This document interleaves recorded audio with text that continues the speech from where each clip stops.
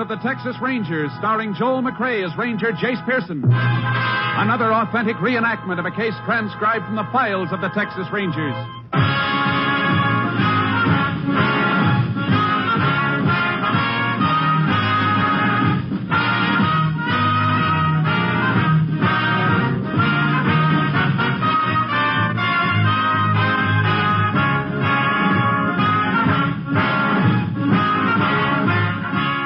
Names, dates, and places in the following story are fictitious for obvious reasons. The events themselves are a matter of record. You know, when Thursday rolls around, it'll bring more top radio entertainment to you over these NBC stations. Thursday starts right off in high gear with Robert Young starring as heroic and harassed Jim Anderson of Father Knows Best. The Andersons are just like your family, but funnier, for the head of the household can get himself involved in situations that take the concerted effort of wife and progeny to get unraveled. And usually Jim rises from the battle bloody but unbowed, and still firmly convinced that Father knows best. For adventure fans, Thursday holds the promise of top mystery listening also, as NBC presents Mr. Keene, tracer of lost persons, who matches his deductive reasoning against the violence and murder of crime. Later, join Jack Webb as Sergeant Joe Friday of Dragnet, the true story of your police force in action. Father Knows Best, Mr. Keene, Tracer of Lost Persons, and Dragnet. Hear all these and more Thursdays on NBC. Now back to Tales of the Texas Rangers.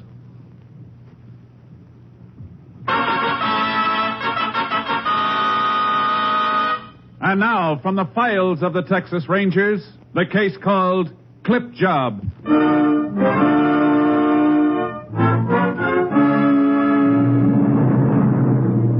It is 10 o'clock on the evening of January 24th, 1950. A bitter wind whips through the streets in the North Texas town of Bolton. As the clock in the town hall strikes the hour, an elderly woman makes her way toward a lighted drugstore. Thank you, Mr. Darrow. Thank you. Good night. Can I help you, ma'am? Are you Mr. Crandall? Yes, ma'am. Some people told me you know everybody here in town. Well, ma'am, I reckon I do. I've had this drugstore 23 years. Do you know a man named George Colley? Colley? Colley. No, ma'am, I don't believe I do. What's it look like? Well, he's a big man, kind of stout, with gray hair. He's in the oil business. Well, ma'am, I might be wrong, but I don't recall anybody looks like that by the name of Colley. Of course, he could be new around town. Oh, no. He said he's lived here for years. Have you asked anybody else in town if they knew him? Yes.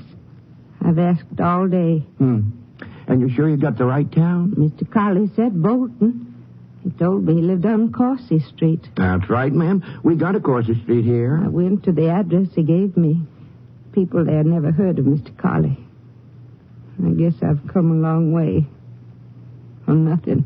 I'm sorry, ma'am. You've been very kind. No, not at all. Anything else I can help you with? I'll just look around a little, if you don't mind. Why, sure. Just take your time. I'll go ahead wrapping up these orders. Mr. Crandall. Yes, ma'am? That bottle up there, how much does it cost? This one? The large one, just above it, with a red label. Oh, that bottle's not for sale, ma'am. We sell it by the ounce. How much is it an ounce? $1.25. But it's poison, ma'am. You'll need a prescription to buy it. Prescription? Yes, ma'am, from your doctor. Oh. Well, thank you very much. You feeling all right, ma'am? Yes. I'm all right. Well, you don't look so good to me, ma'am. You better come over here to the soda fountain and sit down. I'll leave me alone. Ma'am! Operator! Get me Doc Holmes, and hurry.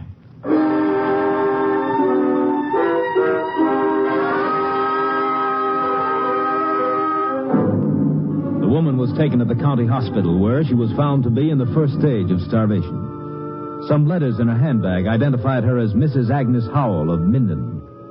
Early the next morning, she regained consciousness and was able to talk. Upon hearing a story, Sheriff Ted Dreyer asked for assistance from the Texas Rangers. Ranger Jace Pearson was assigned and joined the sheriff at the hospital shortly after 8 o'clock.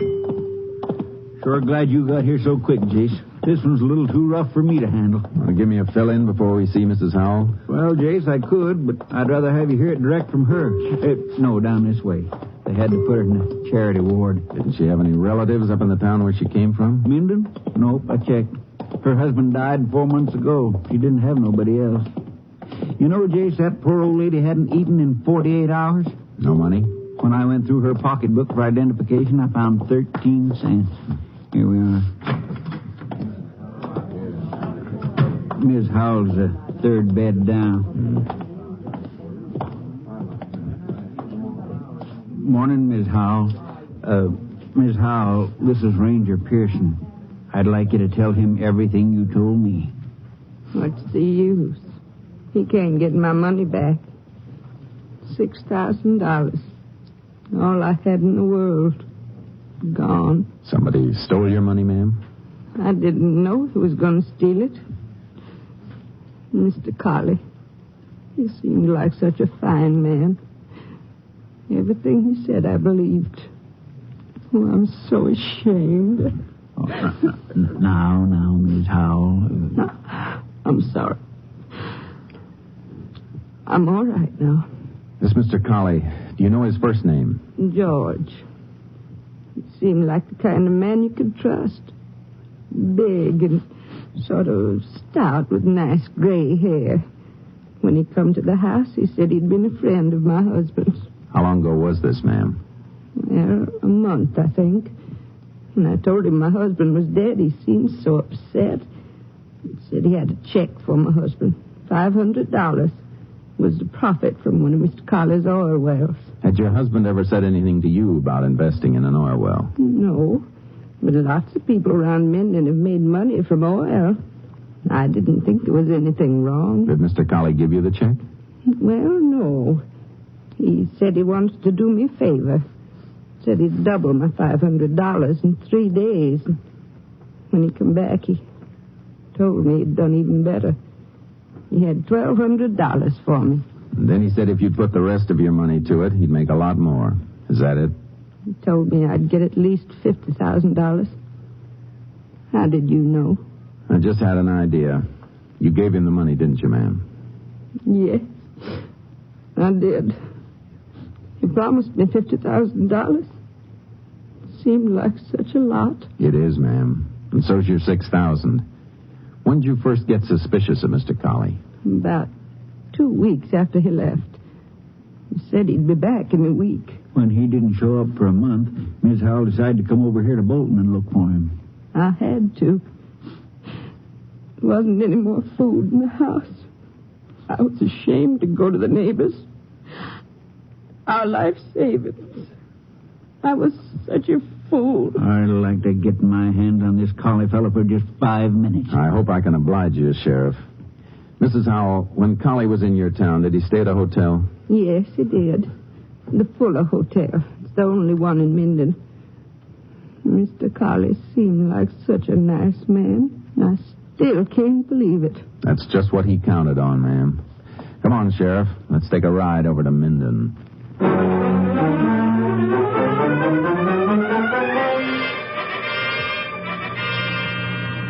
Turn right at the next corner, Jace. Fuller Hotel's at the end of the block. Uh-huh. You know, there's one thing I can't understand. How did this Colley know to come right to Ms. Howell? It's an old racket, Sheriff. He's what we call a hearse chaser. Scouts around till he finds a widow with a little bit of money, and then he goes to work. But how did he happen to find Ms. Howell? He didn't just happen. Probably used the local newspaper. Checked the obituary columns for a few months back and picked out his victim very carefully. The rest was easy. Yeah, too easy. Sounds like he really knows his business. If he's the one I think he is, he's one of the smartest. We've been after him over a year. Haven't been able to get close to him, huh? Not yet. Most of the women he's swindled don't come to us till months after it's happened. That makes it tough, all right. Here's the hotel, Jace. Yeah. You sure we're doing right coming over here to Minden? Seems like a mighty cold trail. No trail's ever cold, Sheriff. Not as long as it's a trail. And this is one I want to follow right to the end. Clerks don't seem to be around. I reckon that'll bring somebody. Sorry, gents. I was just having a bite of lunch in the back. Oh, Sheriff, I didn't recognize you at first. This is Ranger Pearson. Well, howdy, Ranger. Anything wrong? We'd like to get a little information from you. Well, now, I'd be right proud to answer anything you've got to ask. Always glad to help out a ranger. Do you remember a man named George Colley? Stayed here about a month ago. Well, that's real funny you asked about Mr. Colley. Oh? Kind of stout fella, gray hair, smokes big black cigars all the time. He's the one you mean? You ain't seen him around here lately, have you? Nope. But me and my wife was talking about him just last night. Anything special made you remember him? You bet there is. Ain't often a man keeps a big wad of cash in my safe like Mr. Colley did. $6,000 it was. Brought it in the last day he was here. How'd you know it was I $6,000? made him count it before he put it in the envelope. All $100 bills it was. I asked him why he didn't put that much money in the bank. Said he didn't trust banks. How long did Mr. Colley stay here? 3 days. Yeah, 3 days. Oh, I never forgot. There was something else he put in the safe. What was that? A gold ring with a diamond big as the end of your thumb. I said to him, sort of joking, Mr. Colley, you act like we got crooks here in Minden. And he answers real serious. You never know. Just like that. You never know. We have a look at his hotel bill? Mr. Colley done something wrong? Better just go ahead and get what the ranger asked. Oh, sure. I didn't mean to get nosy. I'll have it for you in a minute. What do you want with Colley's hotel bill, Jace? Sometimes they're like diaries, Sheriff, and this one might give us the lead we're looking for. Here you are, Ranger. $21.50. Paid in full. Cash. It's a pretty big bill for 3 days. Well, he had some cleaning and laundry done. Rush, so it was extra. You can see it right here. This item number 4, $2.30 for telephone. Is that for local calls? No, we don't charge for local calls. I reckon Mr. Colley must have phoned out of town. Any idea who he phoned? That might be real hard to say, Ranger. We just get the charges and put them on the bill. Thanks. Come on, Sheriff. Where are we going, Jace? Down to the phone company? Think we might be on to something? I don't know, but it could be Mr. Colley left us a little message without knowing it.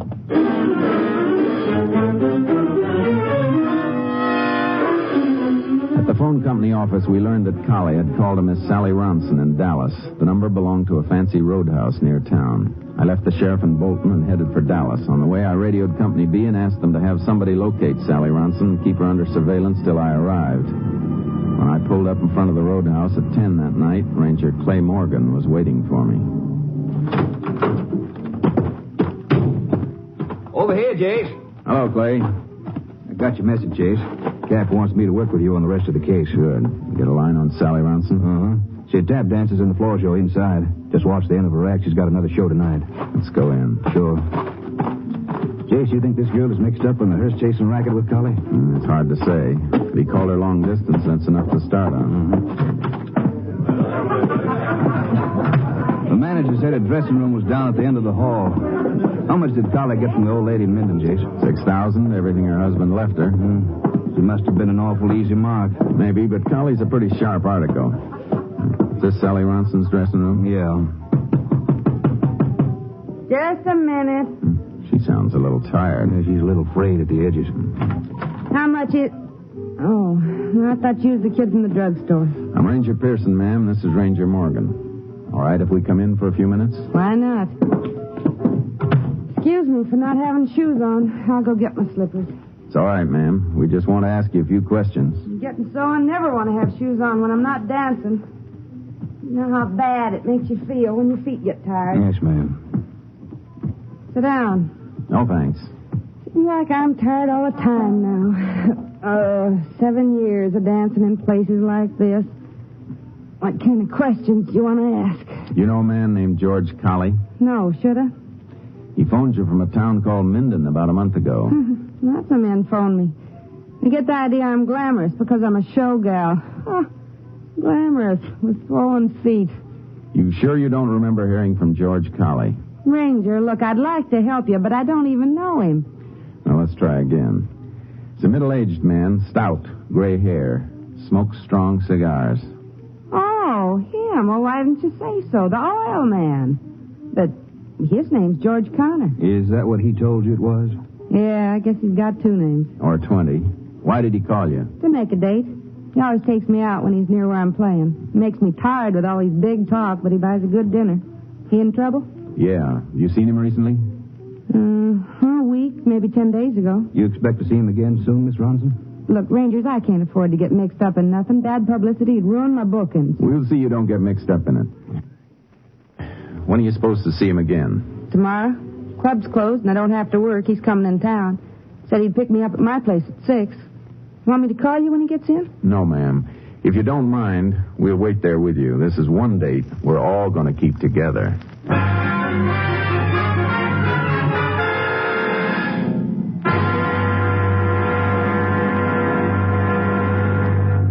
In just a moment, we will continue with Tales of the Texas Rangers, starring Joel McRae as Ranger Jace Pearson. Here's an important message about a serious problem.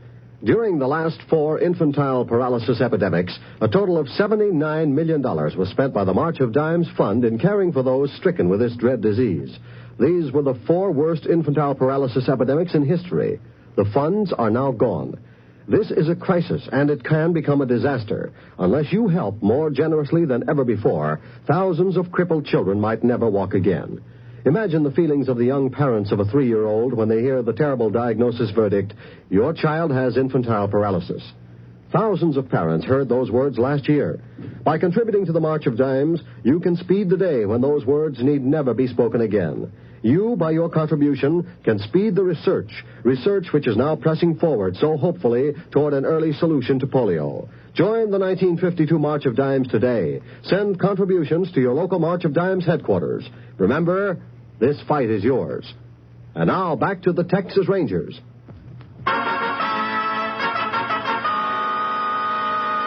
We continue now with Tales of the Texas Rangers and our authentic story, Clip Job.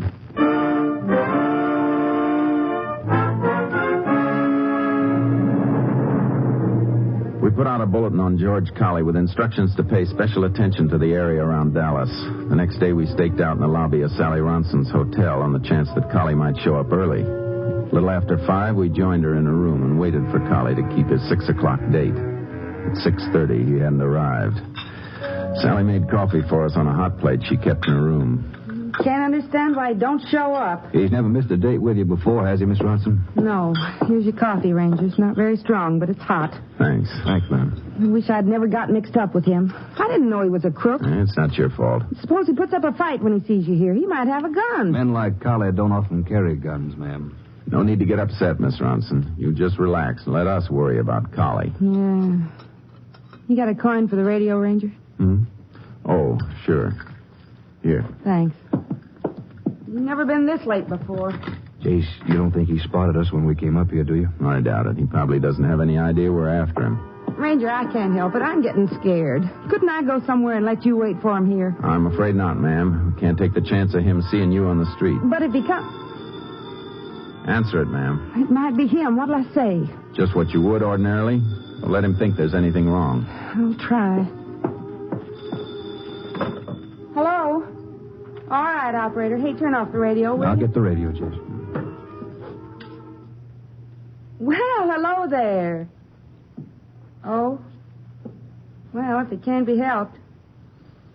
No, it's all right. Yeah. And so long. It was him. Said he had some business and can't get to Dallas till day after tomorrow. Did he say where he was calling from? He didn't, but the operator said the call was from Wilford. Wilford? Let's see, that's about 150 miles from here. Oil country. Chances are Colley's working another clip job. Jace, you figure we might be able to pick him up there? We'll give it a try. Call headquarters, Clay. Get them to cover this hotel. We're going to head for Wilford.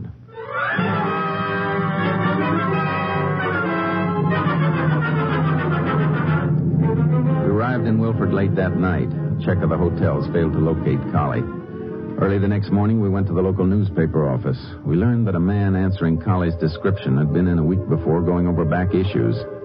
We checked the obituary columns of the same issues and got the names of 4 newly widowed women who might qualify as Colley's intended victim. We called at their houses and made inquiries.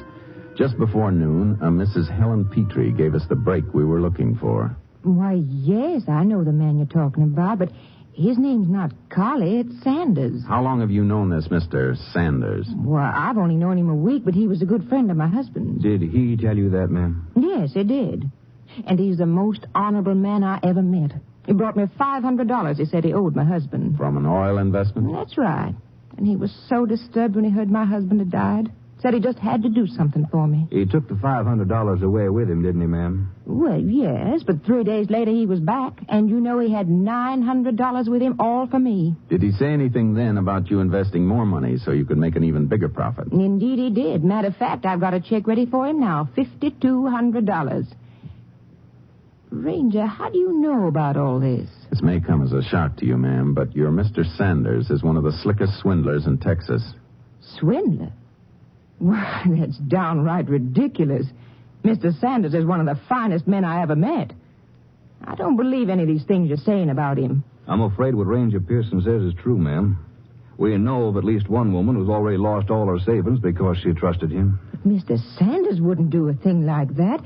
You sure you're not mistaken, Ranger? There's no mistake, ma'am. This man's a criminal. Well, I don't know what to say. Makes me feel weak all over. Mr. Sanders, he seemed so kind and so honest. I know, ma'am. And we're sorry to have to tell you that he isn't. What can I do? He's coming to pick up the check. When? 2:00 today. I just don't know what I'm going to do. We'd like you to see him, ma'am, and we want you to give him your check, just the way you planned to do. Well, I don't understand, Ranger. Would you give us permission to set up a hidden microphone in this room? Well, of course, but whatever for? We want to have a record of this man at work, just for our own use. You mean you want me to talk to Mr. Sanders like nothing's happened? That's right. And don't worry, ma'am. We'll be right in the next room. Oh, it's not that. It's... Well, I'm not sure if I can face him knowing what I do now. I never was much good at acting. Just do your best, ma'am. That's all we can ask. Clay? Yeah, Jace. How about pulling the car into a side street where it can't be seen? And bring the tape recorder back with you. Sure. Better step on it. We've got a lot to do before 2:00.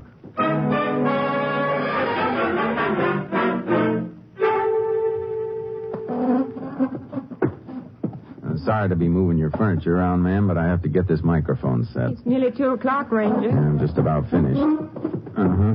Now we'll try a test with Ranger Morgan in the next room. Testing, Clay. Rap on the wall if I'm coming through. All right, Mrs. Petrie. We're ready for your visitor. Oh, I've never been so nervous in all my life. You'll do all right. Just be as natural as you can. Ranger, you sure now you want me to give him the check? It's very important that you do. Oh, I wish I wasn't so nervous. I better get into the next room. Ranger, I think that... Good luck, ma'am. All set to record, Jace. Mrs. Petrie, as scared as she sounds? Yeah, she's pretty nervous. You think she'll be able to carry it off? Yeah, it's a chance we have to take. Boy, you didn't get in here with any time to spare. Yeah. Give me that other set of earphones. Here. Thanks. Why, hello, Mr. Sanders. Howdy, ma'am. Good to see you again. Won't you come in? Well, thank you, ma'am. I've got the check all ready for you. Oh, there's no hurry on that, ma'am. Mostly I just stopped by to have a nice friendly chat with you. Listen to that, Jace. Yes. Well, won't you sit down? Thank you, ma'am. Sure is nice to sit a spell in a warm house on a cold day like today. Oh, brother. Yes, it is cold out. Ma'am, if you don't mind my saying so, you don't seem like yourself today. I don't? No, ma'am. Seems like you're upset about something. Oh, no, I'm perfectly all right. Now, ma'am, don't try to fool me. I might not be much of a hand with the ladies, but I do know when a friend's feeling upset, and I reckon I know just what's troubling you. You do? Yes, ma'am. It's that business deal we were talking over yesterday. Now you just put your mind at ease. If it's going to worry you, we'll forget the whole thing. Oh, no. I want you to take the check. Well, ma'am, you won't regret it for sure. Another month's time, you'll be a rich woman. But I understand how you feel. And you know your husband was such a fine fellow, I'd hate to think of his widow worrying over money. Oh, it's all right, Mr. Sanders. I'm not a bit worried. Sure you are, and I don't blame you. Probably seems like a right lot of money to let go of, even if it is only for a short time. Well, I'll tell you what. If you feel like you can't afford it right now, you just tear up that check. He's playing it real smart. No, I thought it over and my mind's made up. I do want to go into your business. Well, all right, ma'am. But only if you're sure you want to. Well, the check's in my desk. Oh. What a shame, ma'am. Such a pretty face. Oh, I'm so clumsy. I better clean up the pieces before somebody gets Oh, shot. you just let me handle that, ma'am. I'll have it up right away. Thank you. I'll go get the check in the meantime. He's crazy if he hasn't noticed something wrong by now. There we are, ma'am. And here's the check, Mr. Sanders. $5,200. Well, Mrs. Petrie, now that you have made up your mind, I can tell you you've made the what? Ma'am, your hand's shaking. It's nothing. You know, ma'am, I just got a hunch we shouldn't do business today. I'll be back to see you some other day. Mr. Sanders! Casey's taken off. Goodbye, ma'am. Come on. I'm sorry, Rangers. I just couldn't. That's all right, ma'am. Let's stop him, Clay. Right. Jason's in his car. Hold it, Collie! You got his tire, Jace? Yeah, let's go. Don't move, Collie. You're covered. All right. Get out of the car. What's this all about, Rangers? You might have killed me. It would have been too good for you, Collie. What are you calling me Collie for? My name's Sanders. You must have a tough time keeping track of all your names. Put out your hands, Collie. You're under arrest. Arrest? What for? Swindling. Me? You're making a mistake, Ranger. No, Collie. You made the mistake when you swindled Agnes Howell over in Minden. Agnes Howell? I don't know anybody by that name. I think she'll know you. Come on, Collie. She spent a long time looking for you. Let's not keep her waiting any longer.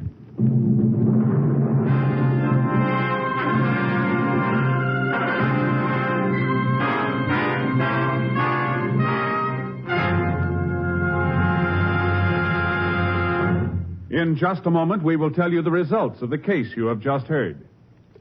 There's more good radio listening Wednesday night on NBC. Wednesday, come to Ivy College in the town of Ivy, USA. Yes, walk the pleasant campus of Ivy College with Mr. and Mrs. Ronald Coleman as Dr. and Mrs. Hall of Ivy. There's adult comedy and heartwarming human philosophy in each sparkling broadcast of the halls of Ivy. Then, Peavy, Gildy, Judge Hooker, Leroy, and all the gang bring you a half hour of mirth and music with the one, the only, the great Gildersleeve. Later, Groucho Marx is your genial paymaster of ceremonies on You Bet Your Life, radio's merriest quiz show. There's prize money for lucky contestants and fun for everyone as Groucho Marx asks the questions and provides the laughs. And for high adventure on Wednesday, hear both Big Story and Barry Craig, confidential investigator. Yes, Wednesday means top entertainment on NBC. Stay tuned to the NBC Radio Network. Every day of the week, the finest entertainment is as close as this station. And now back to Tales of the Texas Rangers.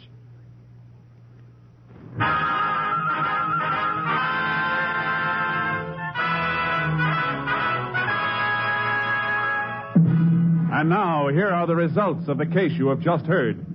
George Colley was brought to trial on March 13th, 1950. During the 2 months preceding his trial, Agnes Howell and 3 other women from various parts of the state filed charges against him for fraud.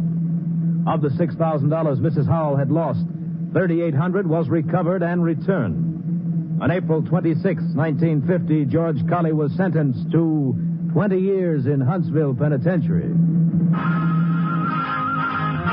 Next week, Joel McCrea in another authentic reenactment of a case from the files of the Texas Rangers.